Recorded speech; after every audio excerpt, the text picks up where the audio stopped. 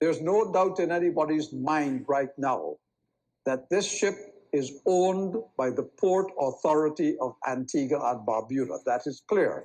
Clear in the United States, clear in Antigua, clear everywhere else. That situation is clarified, that nowhere in the international arena does the ownership of this vessel seem to be anything else but the Port Authority of Antigua and Barbuda, so that it will not attract any freezing orders, and our bidding process and the sale of the ship can proceed. There are also two entities which laid claim to the vessel, but Sir Ronald says they have provided no information showing who the real beneficial owner is. Hi guys, and welcome back to the Caribbean Spot. Today's video is a Category 300 firestorm. I just made that up. Let's get into the video. When documents tell a different story, there's a reason this government didn't want too much light on this sale. Because once you follow the document, the timeline tells a different story, a very different story.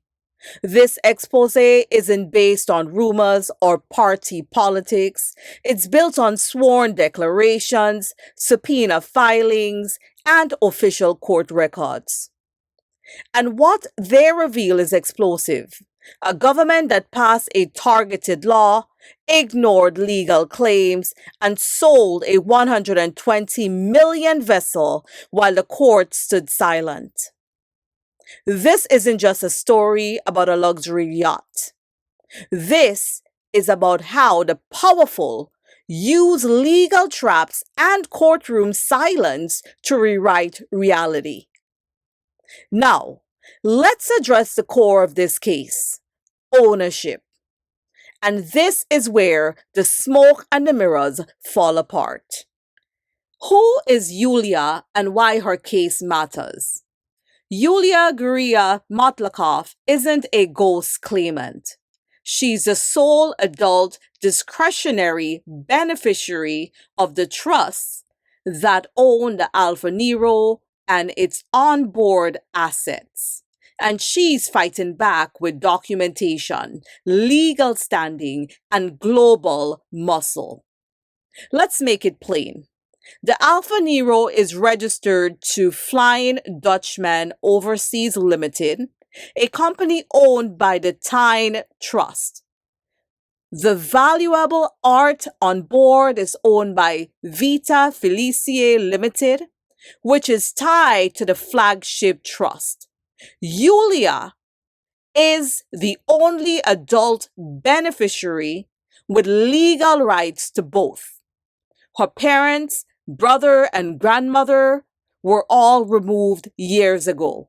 And this comes from my source, the U.S. Federal Filing, case number 1-25-MC-0098. I'm not a lawyer. I don't know if that's how they read it, but I just read it like that. Let's move on. Now, I know for some people, this may sound complicated. Because if you're like me, you didn't grow up with wealthy parents. You grew up hearing about bills and debt. Maybe debt was all they left you. We were taught how to survive, not how to preserve legacy. But this right here, is how the wealthy protect their assets. A trust technically owns the asset, and a trustee manages it. That way, the asset is shielded. It can't be touched by a lawsuit, a creditor, or even corrupt government. Well, Antigua, right? But Antigua. It's how the rich own nothing but control everything. And gone were the days when this was just about elites. You can create a trust too, for your house, your businesses, your land, for your children's future. So a trust is all about protecting what's yours. So don't be fooled. This wasn't some shady offshore scheme. This was a legitimate trust, properly structured, legally documented, and professionally managed. So while the assets might not be in your name, it's still yours because the entire thing was built for your benefit. In this case, Yulia's benefit. But here's what makes this sale so dangerous. And you need to hear this plain. The power in a trust lies in one key principle. It separates ownership from access. Well, what does that mean? That means the trust, not the person, technically owns the asset. So, no, Yulia's name wasn't on the Alfa Nero's registration. But hold up. She had legal standing. She was the one the trust was designed to protect, and the one they ignored. Because when a government can bypass a valid trust, ignore the legal beneficiary, and force a sale anyway, it doesn't just violate one person's rights. It shakes the foundation of trust law and private ownership altogether. They didn't just ignore Yulia. They ignored everything the law is supposed to protect: due process, property rights, and legal boundaries. They cracked open a trust that wasn't theirs and walked away with what was inside. So, for the people out there who may not understand what a trust is still, it is not illegal, right? I can go tomorrow and create a trust for myself and my family and my assets, right? You can do the same. You can do the same to protect what you have, right? And this is exactly what Yulia's family did. They set up these structures long before the war, long before sanctions. The Alfa Nero wasn't a shadow asset. It was part of a known established trust. And Yulia was the only adult beneficiary with legal claim to the Alfa Nero. These aren't just paper structures. Yulia has a documented relationship with the Alfa Nero going back years. According to court filings, she regularly chartered the vessel, paid full market rates, and used it with her family through legal above-board transactions. In her declaration, Yulia described the vessel as more than just a luxury asset. She called it a symbol of her family's history. Quote, "Because of the great sentimental and personal value it holds for her, she would be inconsolable if she and her family were no longer able to use it. This was never an abandoned yacht. Let me just reiterate. It was maintained, visited, and tied directly to a beneficiary who tried everything legally possible to stop the sale. She wasn't hiding.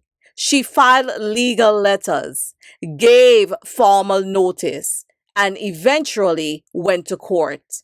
She's not just a businesswoman. She's the legal face of the entire trust infrastructure behind the Alfa Nero. So when you hear the government claim that no one challenged the sale in time, remember this.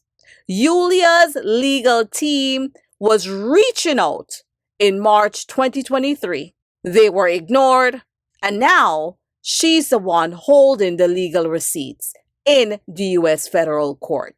And let me add, don't forget the clip at the beginning where it was mentioned on May 10th, 2023, that there are two entities that lay claim to the Alfa Nero, right? So they knew, they're aware. They know that this happened in the court. And yet, we have this guy saying whatever he said. I'm going to talk about this later. Let's listen to this.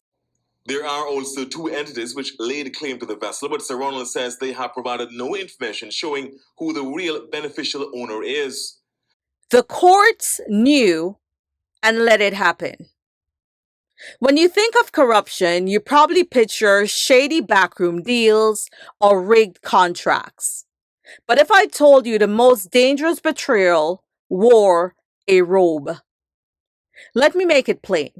Two courts saw the truth and they turned their backs. The first was the High Court of Antigua and Barbuda. They were shown legal documents proving Yulia Guria Motlakoff was the rightful beneficiary of the trust that owned the Alfa Nero. They saw the law used to seize the yacht, Section 38A, was passed after the yacht was immobilized, a law that many legal experts now call targeted, dangerous, and unconstitutional. And here's what the court itself admitted in its own ruling. Listen closely. The power to seize and sell a vessel pursuant to Section 38A is not a mere ability to dispose of an asset. The port manager is required to consider wider policy factors like the environment and safety and of the harbor. Accordingly, the court is satisfied that any decision taken are susceptible to judicial review. In other words, the court had the power to act. They had full jurisdiction to intervene, to stop the sale, to protect constitutional rights, and they chose not to. This wasn't a loophole. This wasn't a technicality. This was a judicial decision to look away. Why? For the people in the back, why? Let it sink in. They acknowledged in their own ruling that serious constitutional issues existed, that Yulia had a legitimate property claim, and that the law used to justify the yacht sale was legally challengeable. And even after all that, they refused to stop the government. Pretty much rubber stamped the whole shenanigan robbery, right? And when it came to the question of timing, the High Court sided with the government again. They claimed that Yulia's legal team filed too late. This one is just ridiculous. When I read this, I was like, really? They claimed she filed too late, that she delayed, that the court could not interfere. But here's what the court's ruling reveals. In early March 2023, Yulia's legal team began reaching out. They contacted the Attorney General of Antigua and Barbuda, and he ignored. When he finally responded on April 3rd, he redirected them to the port manager, Darwin Telemac.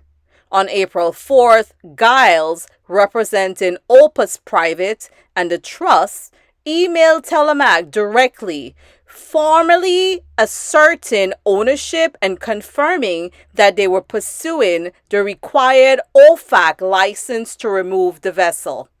Telemac did not respond. On April 13th, the attorneys, Peters and Peters LLP, sent a formal legal letter outlining why the sale would be unlawful. Still no response. On April 20th, they followed up. That letter was not just emailed, it was hand-delivered to the government. And once again, silence. This comes from the New York Court filings, Exhibit 1, paragraphs 13 to 17. Then on May 22nd, they filed their legal challenge, the very next legal step after 8 weeks of ignored communication. And the government had the audacity to stand in court and say she was too late. Let's be clear. This wasn't a delay. This was a blockade, designed, deliberate, and tolerated by the court. And in legal terms, this is critical. Delay cannot be used as a defense. if the delay was caused by the other party. This is a foundation of fairness. The government can't ignore you for 8 weeks, then punish you for not moving faster. Make it make sense. But that's what happened. And even after acknowledging the ignored emails, nor did it demand answers from the port manager who never replied. To me, it's just like they let it all slide, right? This wasn't justice. This was judicial complicity. So Yulia appealed, hoping that the Eastern Caribbean Court of Appeal would do what the first court didn't. She argued that the delay was caused by the government, not her, that this wasn't about luxury, it was about legal ownership protected under the Constitution, and that Section 38A shouldn't be presumed valid when its very legality was being challenged. The Court of Appeal saw the same timeline, the same legal claim, the same silence from the government. And what did they do? They upheld the High Court's denial. They didn't dispute the facts. They didn't overrule the delay argument. They just nodded and moved on. They acknowledged her trust relationship, but said it wasn't enough. Well, what else do you need? I think what is even shocking, they didn't even comment on the timing of Section 38A, passed after the yacht was immobilized, likely to clear the legal path to sell it. They treated it as valid without challenge. They heard her argument that the sale would cause irreversible harm. And what did the court say? That damage could be calculated later. Because even if the vessel and artwork were unique, they held monetary value for insurance purposes. Exhibit 2, Court of Appeal ruling, paragraph 14. And when she asked them to simply pause the sale until the court could sort out ownership and constitutionality, they declined. They said she didn't meet the threshold for injunctive relief. Exhibit 2, Court of Appeal ruling, paragraph 2 and 12. To press pause, just pause, on a $120 million yacht sale, wrapped in silence, unanswered legal warnings, and ignored ownership claims. Let me say that again. The two courts had a chance to protect the Constitution, to stand up for due process, to press pause, and to get the facts straight. But instead, they cleared the path. This isn't justice. This is the system protecting itself while pretending its hands are tied. We can't interfere. And if they did this to someone with lawyers, legal filings, and international attention, what happens to the average citizen with no voice at all? This is what happens when the courts don't protect people, they protect power and call it justice. So looking at all of this evidence, every ignored email, every deflected call, every constitutional red flag waved right in front of them, one has to ask why.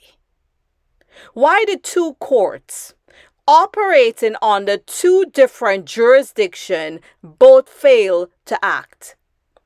Why did they see the evidence, read the warnings, acknowledge the danger, and still look the other way? What is the point of a judiciary if it cannot uphold the law?